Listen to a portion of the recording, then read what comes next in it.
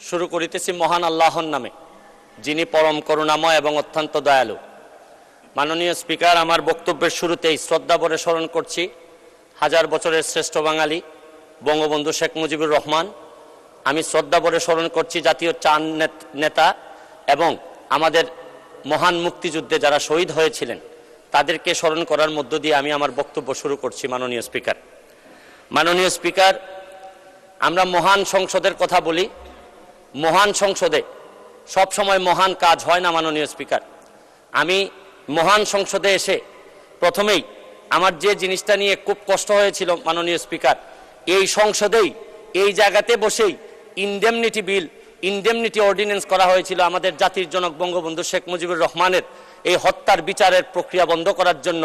এই সংসদেই বসে, এই মহান সংসদকে কলঙ্কিত করেছিলেন এইখানেই বসে সংসদ সদস্যবৃন্দ।